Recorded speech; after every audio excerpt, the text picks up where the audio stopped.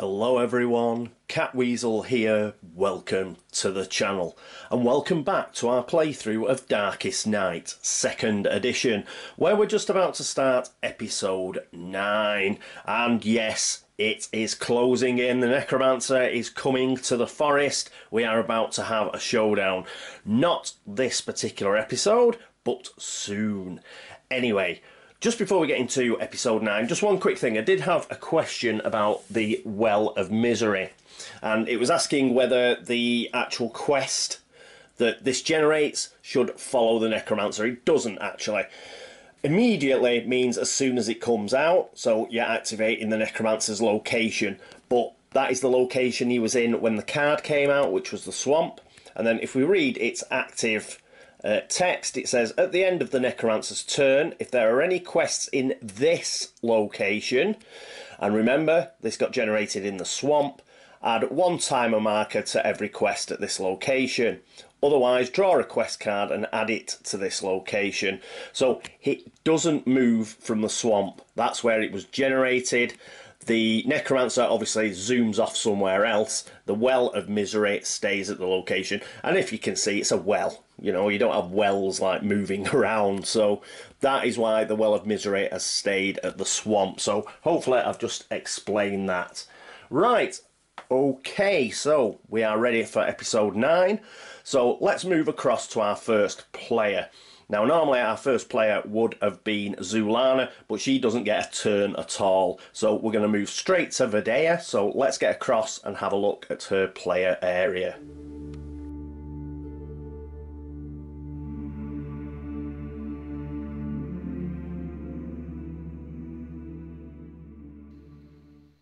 And here we are with Veydea. So let's put her action token onto the moon side and we are ready to go. Okay, so we're going to use prediction again. Hopefully we're going to roll a bit better and hopefully we'll roll a 6. However, if we don't, let's try and at least roll a 5. The Necromancer, when he moves to the forest, is going to drop a blight and we'll need to get rid of it. So with any luck, Veydea will have a 5 and she'll be in a position to get rid of that blight. Other than that, I don't think we're going to do anything else. We're not going to use the Prophecy of Fortune or the Prophecy of Forks yet. We will leave that till the Necromancer is in the forest with us. So that's Veydea. Let's get back across to the map and see what she's going to do. And here we are in the forest with Veydea. We'll be pretty much staying in the forest because Zulana isn't going to get a turn. So at the start of her hero turn, is the Necromancer there? No, he is in the village. And there are no start of turn effects on her power card, so we can get straight into the event. So let's see what we've got. Metamorphosis, which is a fate of 3. Randomly select one of your powers, then spend a grace or place the selected power at the bottom of its deck and draw a card from the same deck. You suddenly feel as if the fates have spilled ink over the story of your life. What has changed? So we select one of our powers. We can spend a grace. She's got 3, so that's not too bad. Or we can place the selected power at the bottom of its deck and draw a card from the same deck. Well, it's got to be the second one, hasn't it? You avoid spending a grace that way. Place the selected power at the bottom of its deck and draw a card from the same deck. So you're still getting a power. Oh no, you randomly... duh. It's one of the powers that you already have, I think.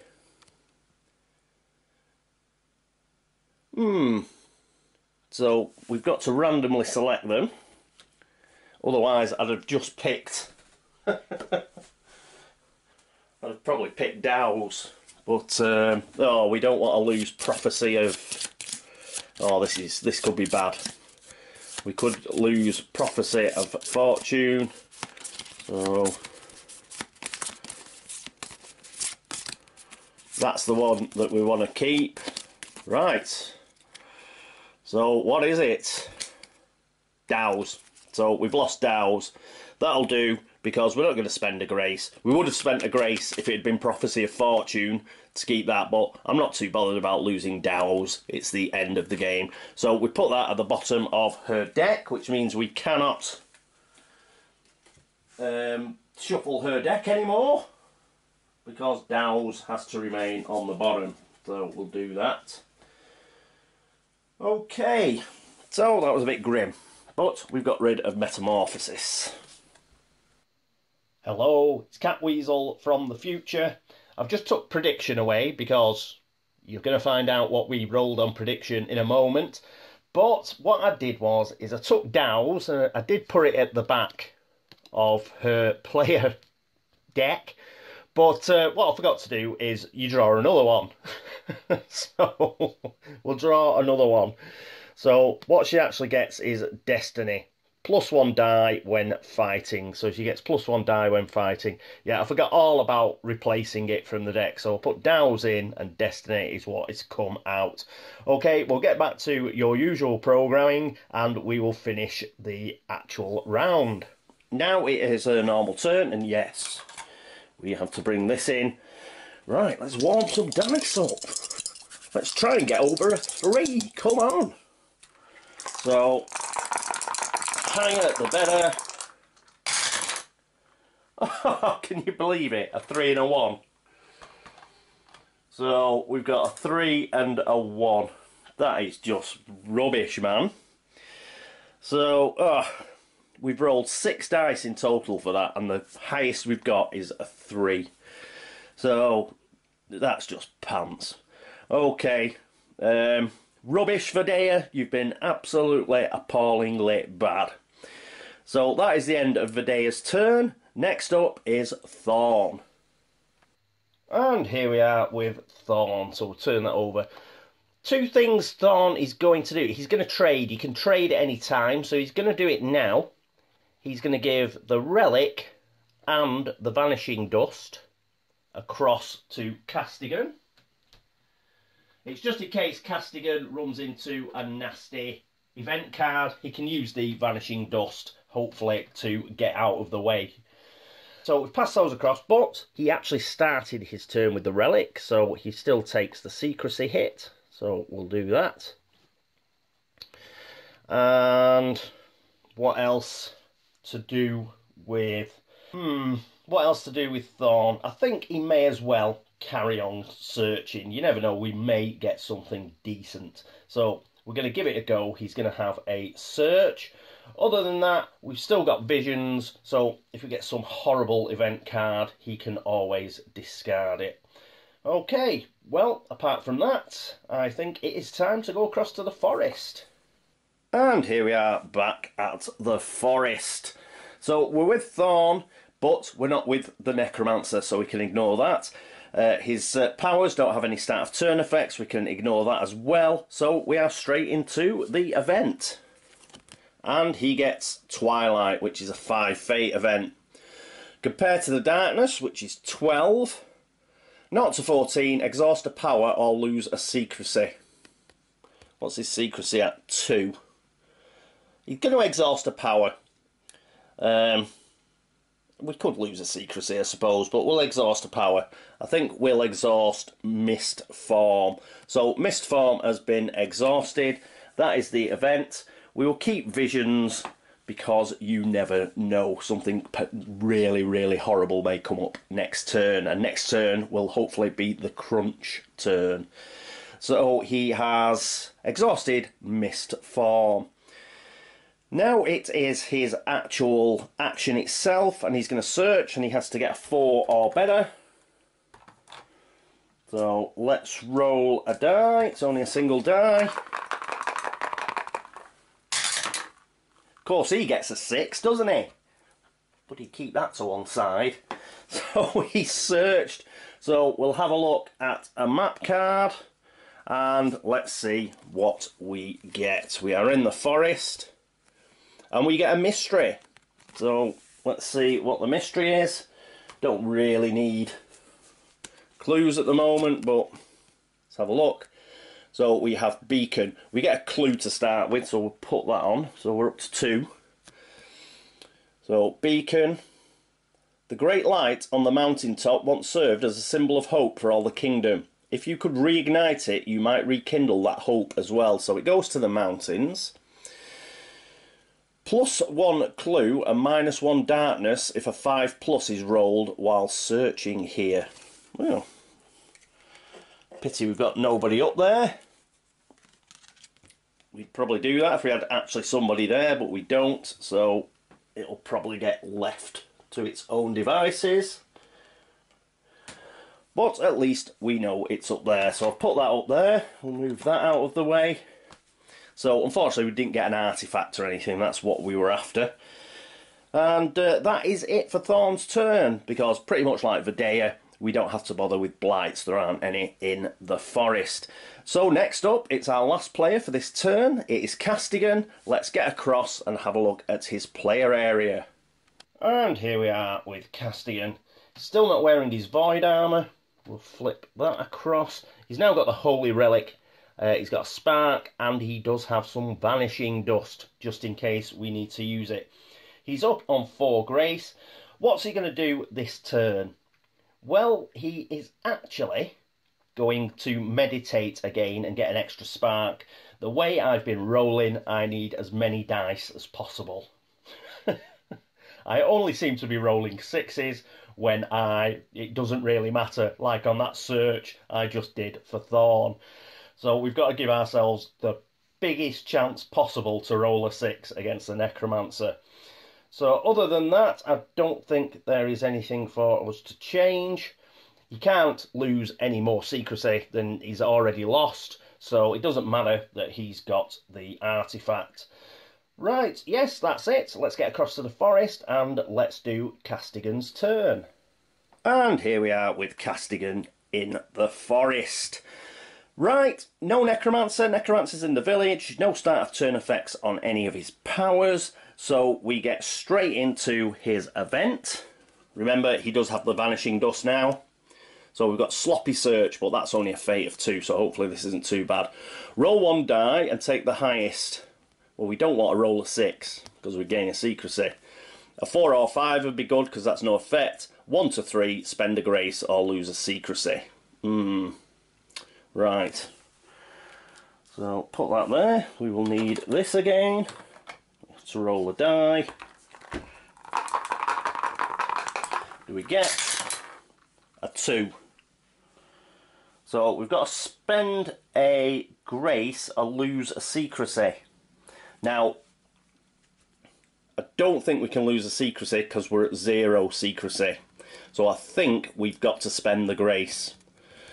That is the only way we can pay a cost. Yeah, I don't think we can be cheeky and try and spend the secrecy because we haven't got any. We have got to spend the grace cost because that is the only cost that we can pay. That puts us down to 2. That puts us down to 2 grace. I'm not ecstatic about that.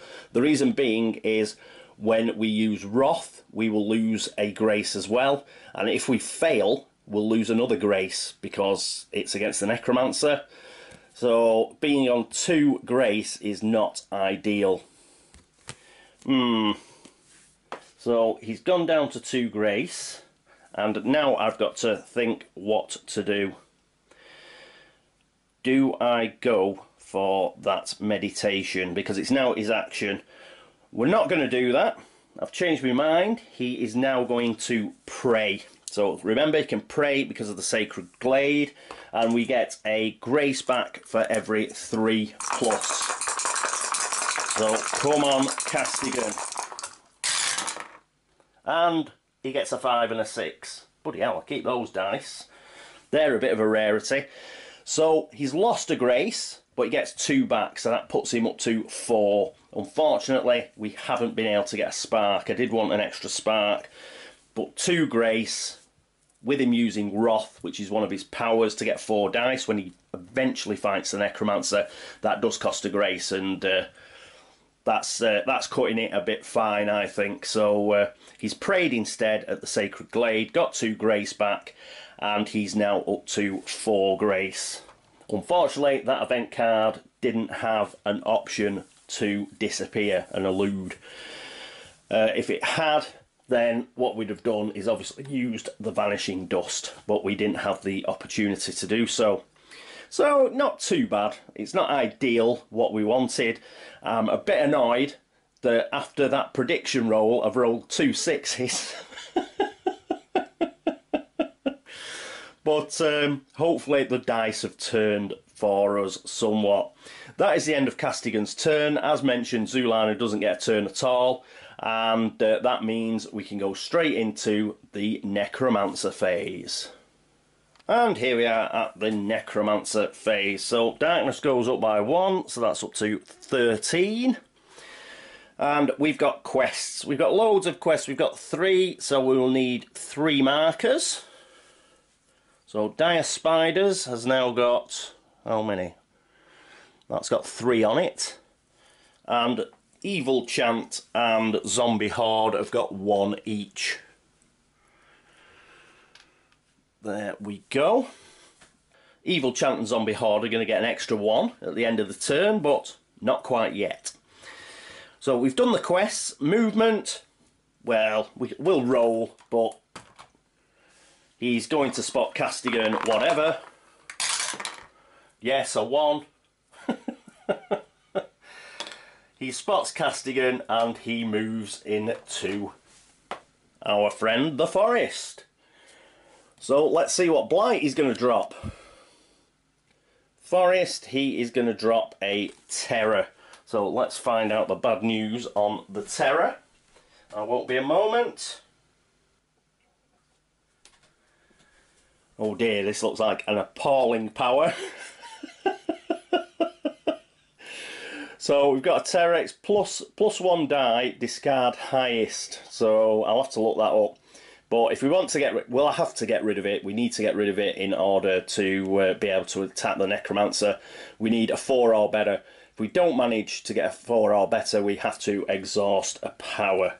So we'll put that there. We have to get rid of that before we fight the Necromancer. Let's just check terror and its full explanation on the reference card. So where is it? Where's terror? T for terror. Heroes at this location roll +1 die on all rolls. Well, that's not bad, but discard the highest die. Going to be bad for trying to kill the terror itself, because we're going to have to roll a 4 or better on 2 dice. This is bad. This is going to be really bad to get rid of. So, yeah, we have got an appalling blight. Bad. That is bad. So when we roll against that, everybody else is going to have to pitch in and try and kill that off. Because, yeah, what the Necromancer does, if you would hit the Necromancer, he just sacrifices one of his blights, you see. So we've got to kill that before we can actually take him on. And that is a bad one to get.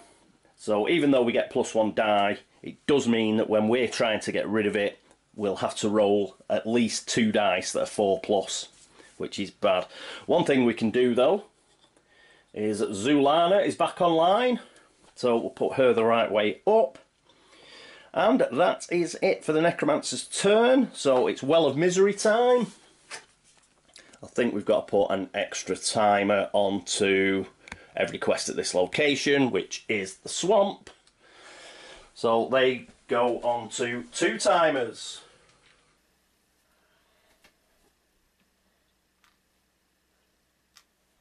There we are. And that is the end of the turn. And I'm not too impressed with that turn. That Terror Blight, I'd just preferred, you know, something like skeletons or something, you know, something straightforward. But that Terror Blight could be a real pain. The way I've been rolling, I can't see me getting... I'd really struggle to get 2 dice above 4. And yes, we could be in a bit of bother next turn. So it's, see, even though I've been doing quite well in the game, you know, it's still making it difficult. It's still fighting back. It's not a walkover by any means. And because I've thrown all my eggs into one basket, there are a horrendous load of blights all over the board. It could very easily turn bad real fast. So there we go. We've got a Terrorblight in the forest. We've got to get rid of. We do have a relic, but I'm just rolling appallingly badly. And it's going to be up to Veydea and on to get rid of that Terrorblight. Zulana can move into the forest next turn, but that'll be her only action, so she won't be able to take the Terror on. And we'll have to think of something. We'll have a look at, you know, powers available, but I've got to admit I was hoping Veydea would use most of her powers for the benefit of Castigan. So we'll have to see. Okay, so that's a bit of a blow. I'm not impressed by the Terrorblight, but there you go. That's the way the cookie crumbles. And that is now the end of episode 9. So thank you so much for watching. Thanks for all the views, thanks for all the subscriptions, thanks for all the likes and the dislikes, and thank you for all the help and support. As ever, if you've noticed any errors or anything like that, give me a shout and I will try and correct it for the start of next round. Other than that, thanks to everybody who's been across to Board Game Links to have a look at the videos over there, and thank you to everybody at BGG who've liked the video threads or gave them a thumbs up or a comment or dropped Geek Gold, anything of that nature. Thank you so much. It's the end of episode 9. I do hope you join me for episode 10, but until then, this is me, Catweazle, signing off. Toodaloo.